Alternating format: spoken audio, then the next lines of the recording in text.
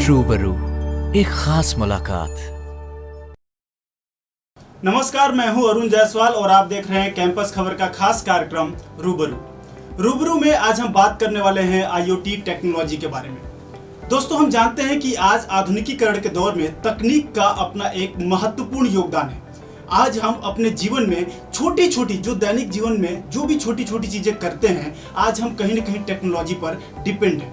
लेकिन टेक्नोलॉजी इतनी तेजी से विकास करेगी, इतना तेजी से सब कुछ बदल जाएगा, हमारा परिवेश बदल जाएगा, हमारे काम करने का तरीका बदल जाएगा, या फिर दूर दराज से बैठे लोगों से बातचीत करने से लेकर हम जो डेटा पाना चाहते हैं, अगर हम शॉपिंग करना चाहते हैं, हम कोई भी काम छोटा मोटा करना चाहते हैं, तो सब कुछ टेक्नोलॉजी पर डिपेंड है। और हम कहते हैं कि 1 क्लिक पर वो चीजें उपलब्ध हैं।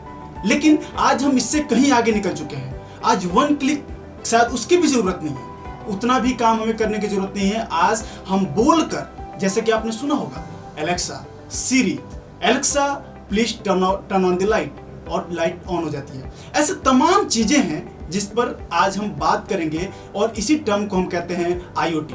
और आज इस विषय पर हमारे साथ बात करने के लिए मौजूद हैं इंडाइस इन्फोटेक प्राइवेट लिमिटेड के training head अभिज्ञानम Giri ji.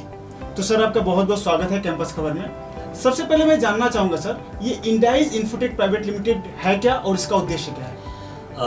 Indices infotech private limited 2012 में एस्टैब्लिश की गई थी। इसका उद्देश्य, इस कंपनी का उद्देश्य ये था, जो संस्थापक इस कंपनी के, उन्होंने ये देखा था कि इंडस्ट्री का जो डिमांड है, जो इंडस्ट्री के लिए जो स्किल रिक्वायर्ड है, जो चाहिए, वो स्टूडेंट्स जो इंजीनियरिंग कॉलेजेस में जो पढ़ाई कर रहे हैं, उसमें काफ़ी नॉलेज वाइज काफ़ी गैप है, और ख़ासकर प्रैक्टिकल नॉलेज में तो काफ़ी गैप है। तो इस उद्देश्य से स्टार्ट किया गया इस कंपनी को कि जो इंडस्ट्री का जो रिक्वायरमेंट है, जो स्किल बच्चों में चाहिए, उसको हम technical skill during the train, उनकी जो इंजीनियरिंग हो रही है उसमें उनको हम स्किल दे सकें, और ताकि जो इंडस्ट्री अगर कैंपस में आती है तो वो उनको हायर कर सके। तो ये उद्देश्य था। लेकिन उसके बाद फिर कंपनी ने अलग अलग चीज़ों में भी अपना काम स्टार्ट करा। हमारी कंपनी जो है अलग अलग ट्रेनिंग किट्स डेवलप करती है, सेंसर्स डेवलप करती है। तो ये जो ट्रेनिंग है, टेक्निकल स्किल के अलावा हमारा डेवलपमेंट का भी काम है, प्रोडक्ट डेवलप करते हैं। तो ये इसका उद्देश्य था। ओके।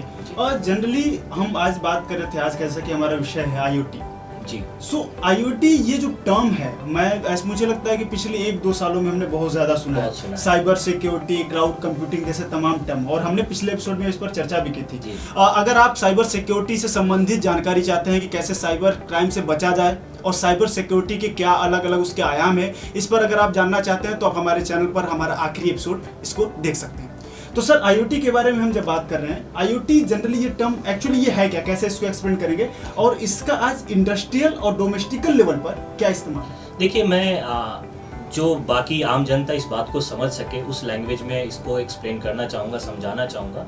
आईओटी को अगर आप फुल फॉर्म अगर बोले तो इंटरनेट ऑफ थिंग्स होता है। मुझे नहीं लगता है कि आज कोई भी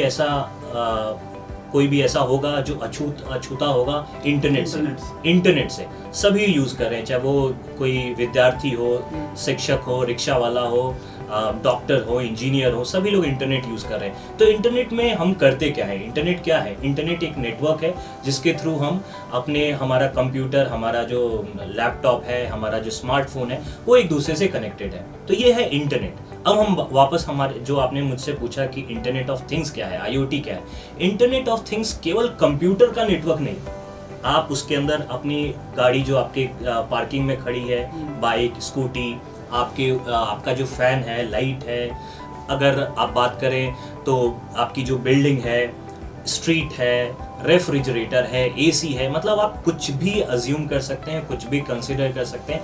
आगे का जो भविष्य है, ये सारी चीज़ें आपको आगे देखने को मिलेंगी कि ये चीज़ें एक दूसरे से कनेक्टेड हैं और वो आपको मदद दे रही है। कैसे? अब जैसे मैं एक छोटा सा एग्जांपल देना चाहूँगा। आज अगर हम देखते हैं तो हम अगर ऑफिस जाने के लिए जाके अपनी कार में बैठते हैं और अचानक से देखते हैं कि अरे टायर तो पंक्चर है, फिर वो हमें लेट हो जाता है, फिर टायर पंक्चर को ठीक करो, ये करो, ये ऐसा करो, पेट्रोल नहीं है, डीजल नहीं है।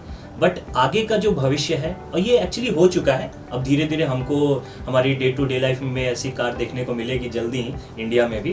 तो ये एक्चुअली मैं ये नहीं बोल रहा हूँ कि ये आगे का होने वाला है, ये हो चुका है, हम थोड़ा लेट देखेंगे, पीछे थोड़ा पीछे है। मतलब मेट्रो सिटीज में ये सारी चीजें वर्क कर रही हैं। बिल्कुल, मेट्रो सिटीज में बहुत सारे जो कंपनीज हैं, कार मैन्युफैक्चरर हैं, वो इस तरह के जो है कॉन्सेप्ट ला चुके हैं अपनी स्मार्ट कार्स में। आपकी कार आपको खुद ही आपके फ़ोन पे इन्फॉर्म कर देगी।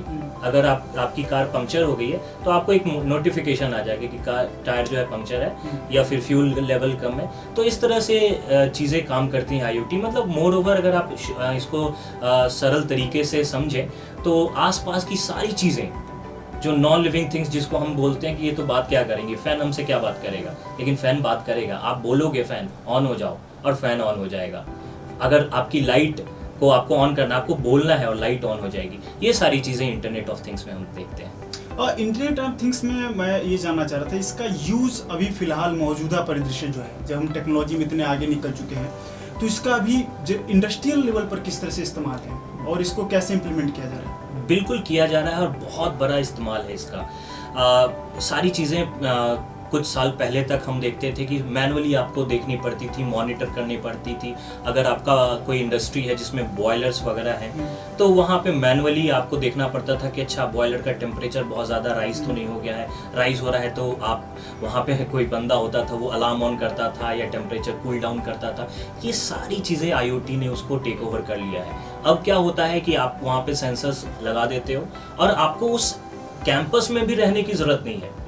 जो भी मॉनिटर करने वाला बंदा है वो कहीं भी दुनिया में किसी भी जगह होके, और एक डैशबोर्ड रहेगा, वेब पेज होगा, मोबाइल एप्लीकेशन होगा, आपका वो सेंसर डेटा फेच करेगा बॉयलर का और वो आपको क्लाउड पे भेज देगा और आप वहाँ से मॉनिटर करते रहोगे। और जैसे ही एक थ्रेशोल्ड से ज़्यादा टेम्परेचर वैल्यू बढ़ती है आप वहीं से उसको कूल डाउन भी कर सकते हो। तो ये तो मैंने एक एग्जाम्पल दिया, और बहुत सारे और सारे एग्जाम्पल्स हैं जिसमें इंडस्ट्री में ये IoT इम्प्लीमेंटेशन हो रहा है ऑलरेडी। हेल्थ केयर आप ले लो, हेल्थ केयर में IoT प्रोडक्ट्स यूज़ हो रहे हैं, इंडस्ट्री में यूज़ हो रहे हैं।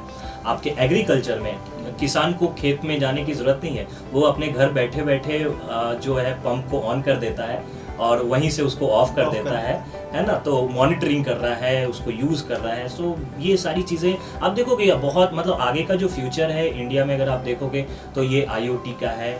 बहुत सारे आपको डे टू डे लाइफ में किस तरीके से भारत, एक हम कहते हैं कि अभी भी माना जाता है कि भारत गांव का देश है। हाँ, माना कि हमने विकास हो रहा है, चीज़ें टेक्नोलॉजी डेवलप हो रही है, कई जगह बड़े बड़े कंपनियों में, फॉरेन बड़े कंपनियों में भारत के लोग हैं, as a CEO, as a MD वो काम कर रहे हैं, ये तमाम चीज़ें। लेकिन आपको लगता है कि भारत में ये चीज़ें इम्प्लीमेंट करना इन द फ्यूचर ये आसान होगा, या फिर इसमें फ्यूचर है? अगर है तो किस तरीके का फ्यूचर? बिल्कुल है। पहले सबसे बड़ा हर्डल था, बैरियर था गांव-गांव तक इंटरनेट को पहुंचाना। IoT का जो डिवाइस है, IoT जो प्रोडक्ट्स हैं, विदाउट इंटरनेट के बिना वो काम नहीं करेंगे। वो क्लाउड पे डेटा भेज नहीं पाएंगे, आप उसको एक्सेस नहीं कर पाओगे। तो ये बहुत बड़ा माइलस्टोन है इंडिया का कि अब ऑलमोस्ट आप देखोगे गांव-गांव तक इंटरनेट पहुंच चुका है और गांव के लोग भी इंटरनेट यूज़ कर रहे हैं। भले ही वो किसी और तरीके से यूज़ कर रहे हैं। वो मैं एप्लीकेशंस का नाम नहीं लूँगा, लेकिन बहुत सारे एप्लीकेशन है, आपको पता है, जो इस्तेमाल वो लोग कर रहे हैं। ठीक है, तो इंटरनेट पहुंच जाने के बाद अब हमको क्या करना है, वो प्रोडक्ट्स, जैसे आपने जो बोला कि जो है किसानों का जो गाँव का देश है ना, तो गांव में ज़्यादा से ज़्यादा आपको किसान देखने को मिलते हैं। तो इवन एग्रीकल्चर में भी अगर ये आपकी प्रोडक्टिविटी बढ़ा रहा है IoT प्रोडक्ट, तो किसान क्यों नहीं यूज़ करेंगे? बिल्कुल यूज़ करेंगे। उनकी लाइफ को भी वो आसान बना रहा है, उनको बार बार धूप में जाके देखने की ज़रूरत नहीं है, मोटर ऑन करने की ज़रूरत नहीं है, मॉनिटर करने के लिए वहाँ बैठने की ज़रूरत नहीं है। सेंसर्स लगाइए, कुछ भी चेंजेस होते हैं तो वो उनके स्मार्टफोन, अब मैं ये नहीं कहूँगा कि सभी के हाथों में स्मार्टफोन आ गए, लेकिन लगभग आ गया है और आ रहा है। सो ये बहुत जो है चेंज करेगा हमारी परिदृश्य। तो अभी मौजूदा परिदृश्य में अगर हम देखें, खैर हम फिलहाल भी आते हैं मालवा रीजन। ये मध्य भारत में ये मालवा रीजन, जहाँ पर ये मंदसौर बसा हुआ है। मंदसौर में एकमात्र ये एकमात्र विश्वविद्यालय है, मंदसौर विश्वविद्यालय। मंदसौर विश्वविद्यालय फिलहाल इस नए सेशन से, इस नए सत्र से मंदसौर विश्वविद्यालय स्टार्ट करने जा रहा है एक specialised course IoT with electrical engineering. बहुत बढ़िया। तो इस कोर्स में आप यहाँ बच्चों के मालवा रीजन के लोगों के लिए या फिर इस मध्य भारत में पूरे MP में लोगों के लिए मतलब किस तरह की संभावनाएं देखते हैं? आपको क्या लगता है कि इस तरह के इसमें बच्चों के लिए, क्योंकि बच्चे जनरली बेसिक इंजीनियरिंग की बात हो गई, ठीक है, उनको मेडिकल की बात हो गई, बहुत की है तो कुछ कोर्सेज मतलब कि वो जो जुबान पर हैं, लेकिन इस तरह की स्पेशल टर्म्स के साथ वो शायद ही कभी सोच पाते हैं। तो उनके लिए क्या संदेश है आपका? क्या लगता है कि क्या भविष्य? मैं आप लोगों को ये जो भी बच्चे या उनके गार्जियन पेरेंट्स मेरी बात सुन पा रहे हैं, उनको मैं बताना चाहूँगा, ये समय पुराना हो गया जब आप केवल एक नॉर्मल इंजीनियरिंग की ब्रांच का नाम सुनते थे, मैकेनिकल है, सिविल है। अब जो है इंडस्ट्री और जो कंपनीज हैं जहाँ भी मैन्युफैक्चरिंग हो रही है, प्रोडक्ट्स बन रहे हैं, चाहे वो सॉफ्टवेयर प्रोडक्ट्स हैं, अब वो ऐसी स्किल्स चाहते हैं स्टूडेंट्स में जिनको पता हो कि अच्छा मुझे इस फील्ड में प्रॉपर कैसे तरीके से काम करना है। जैसे अगर पहले कुछ साल पहले की बात करें तो कंप्यूटर साइंस के अंदर थोड़ा सा 1-2 चैप्टर IoT का हम डाल देते थे, या इलेक्ट्रॉनिक्स या इलेक्ट्रिकल में डाल देते थे। बट अब जैसे आपने बताया कि आपकी यूनिवर्सिटी में IoT विद इलेक्ट्रिकल इंजीनियरिंग, क्योंकि आप लोगों को पता होना चाहिए जितने भी इलेक्ट्रिकल बेस्ड फैक्ट्रीज हैं, कंपनीज हैं, इंडस्ट्रीज हैं, वहाँ IoT product already take over कर चुका है चीज़ों को कंट्रोल करने के लिए, मॉनिटर करने के लिए। तो ऐसे परिदृश्य में आप लोगों के लिए बहुत ज़रूरी हो जाता है चीज़ों को सीखना। तो अगर आप फोकस करते हो कि अच्छा मुझे IoT सीखना है, तो IoT में ही आपको इतने सारे जॉब्स मिल जाएंगे कि आपको कहीं और भटकने की ज़रूरत नहीं पड़ेगी।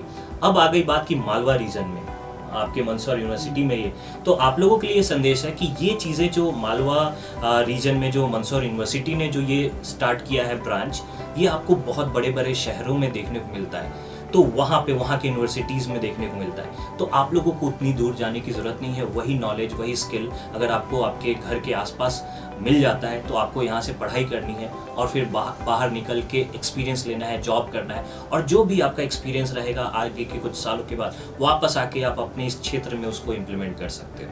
तो ओवरऑल कहना चाहते हैं आप कि यहाँ अभी IoT में संभावना है, भविष्य की संभावना है, और आगे आने वाला जो समय है, जिस तरह से टेक्नोलॉजी डेवलप कर रही है जी, तो इसमें संभावना है कि वो बेहतर एक अपना करियर बना सकते हैं। बिल्कुल बना सकते हैं, बहुत संभावना है। तो आज सर आप मंदसौर विश्वविद्यालय में भी हैं, आपने विजिट किया विश्वविद्यालय। मैं जानना चाहूँगा ये आखिरी सवाल आपसे कि कैसा अनुभव रहा है आपका यहाँ, और किस मतलब मालवा क्षेत्र के छात्रों के लिए, इस पूरे एरिया के छात्रों के लिए, और साथ ही साथ मंदसौर विश्वविद्यालय के छात्रों के लिए आपका क्या संदेश और सुझाव होगा? सुझाव तो मेरा ये है, छात्र जो यहाँ पढ़ाई कर रहे हैं इस यूनिवर्सिटी में, मैंने लगभग अपने 10 साल का एक्सपीरियंस है मुझे, मैंने 100 से ज़्यादा कॉलेजेस विज़िट किया है ऑल ओवर इंडिया, पूरे भारत में।